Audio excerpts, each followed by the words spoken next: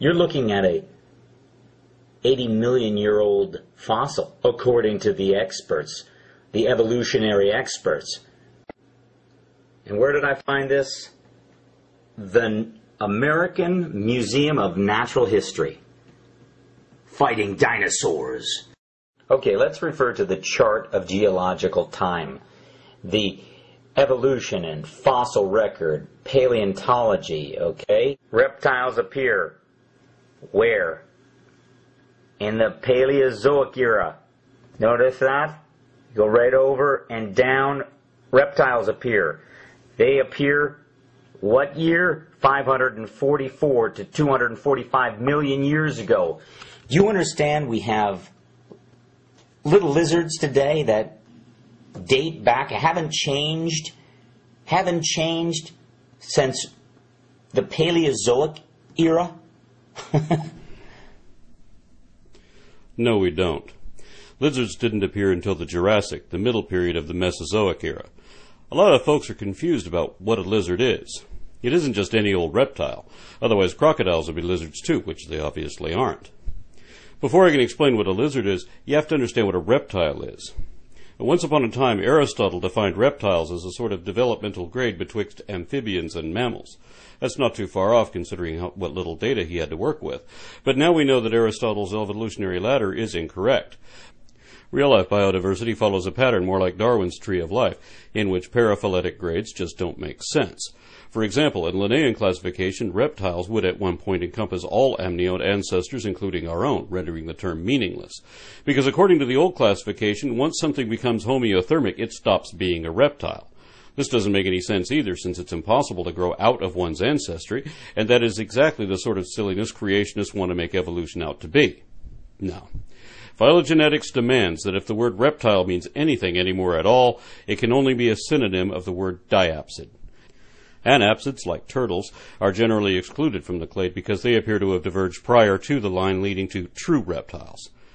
However, the first anapsids weren't turtles yet. They looked a bit more like lizards. Every amniote did, including the first synapsids, often called mammal-like reptiles, the line leading to therapsids, which eventually include true mammals. There were lots of lineages that looked like lizards, having the form of the modern lizard but not its structure. All these died out before lizards ever showed up. True lizards are very generalized karyotypes of these older orders because some of the smaller ones do retain a superficial resemblance to stem reptiles, now collectively called cotylosaurs.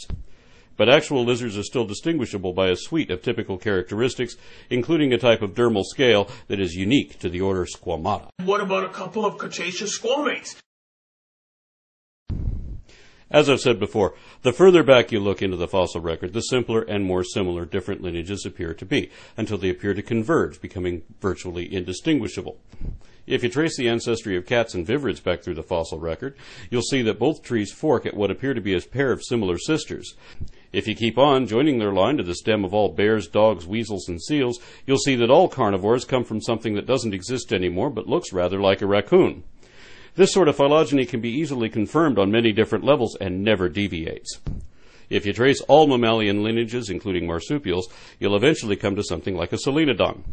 If you trace all amniotes exclusively, you'll come to Solenodonsaurus, which is another animal often mistaken for a lizard, but which really isn't even a full reptile yet in any sense of the word.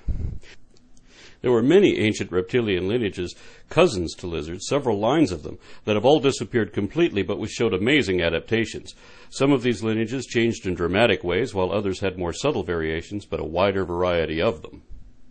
Evolution is really, really, really, really, really, really slow. And it's so slow that you can't see it.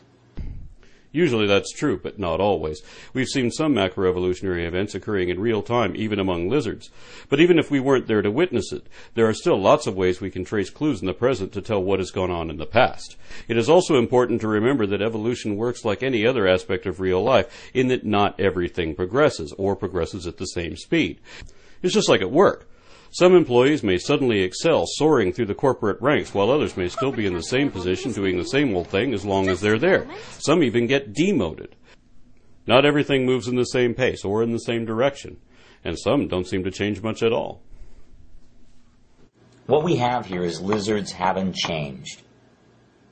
they apparently have found their niche and had no need for evolutionary change in the 80 million years that they've been around, or longer, according to the experts. Evolution is an explanation of biodiversity, and lizards are the most diverse of all surviving diapsids.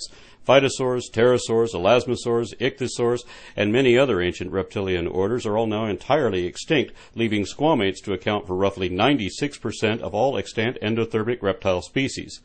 They've diverged into at least a handful of suborders, which then spawned into multiple infraorders and numerous distinct families, dividing into minute genera and sometimes dozens of species each.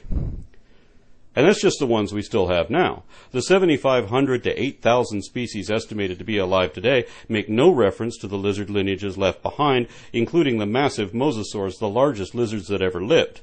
They were also fully adapted to a marine environment. See, when you look at this, I see a very small dinosaur. Doesn't it look like a dinosaur? But here it is, modern day dinosaur. No, Geerup, lizards don't look anything like dinosaurs. Why doesn't anybody understand this? Look, this is a lizard. All these are lizards. Varanids, basilisks, geckos, skinks, iguanids, many different orders, some with brilliant adaptations like the little hairs on the toes of geckos. Even snakes are a subset of lizards, and they have some specially advanced adaptations too. But this is not a lizard. This is a tuatara, a sphenodon, the last surviving ranchocephalian. Their lineage, plus squamata, make up the clade Lepidosauria, a line closely related to ichthyosaurs and plesiosaurs, but far removed from Archosauria, the group that includes crocodilians, phytosaurs, pterosaurs, and dinosaurs. Ignore what you've seen in the cheesy old movies made by those who don't know anything. There's not even one dinosaur that looks anything like a lizard. It's so obvious it bothers me that no one can see this. For example, take a look at Godzilla. When Toho Pictures created him back in the 50s, they called him a dinosaur. He was supposed to be a theropod, yet his feet are plantigrade and pentadactyl, just like all lizards are, and he stands fully erect, just like lizards do. Then when TriStar spewed forth their totally worthless remake Best Forgotten, they took the only successful element of the longest-running and most beloved series of cinematic sequels and ruined it on purpose. They took the favorite hero of the kaiju genre and turned it into a bent-over tetradactyl digigrade dinosaur and then called it an iguana. But lizards don't have birds' legs. Dinosaurs do. This is my parrot. He's a sun conure named Mango. When I look at him, I see a modern-day dinosaur. This is especially obvious when we still had our pet emu, but birds don't just look like dinosaurs. They actually are dinosaurs, and I can prove it. Most dinosaurs have very avian features. They may have beaks, bird's hips, wishbones, three-fingered hands, fluffy down, or even full-fledged flight feathers.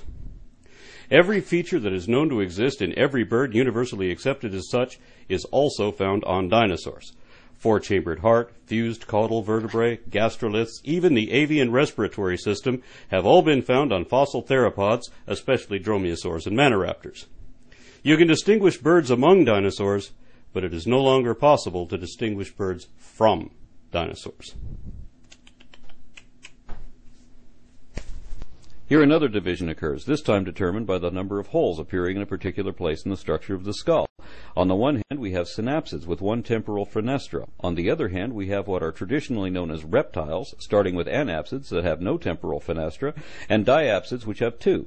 That line can be shown to divide between lepidosaurs on one side, which divide into plesiosaurs and other things, including lizards, which also divided into many different subgroups, including snakes. The archosaurs on the other side also divide into crocodilians, phytosaurs, pterosaurs, and dinosaurs, which themselves divide again and again and eventually include a subset we now know as birds. So you see, Geerup, we still have dinosaurs today. They haven't changed a bit. We still have apes, too.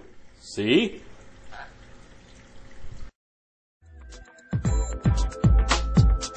See, when you look at this, I see a very small dinosaur. Doesn't it look like a dinosaur? But here it is, modern day dinosaur.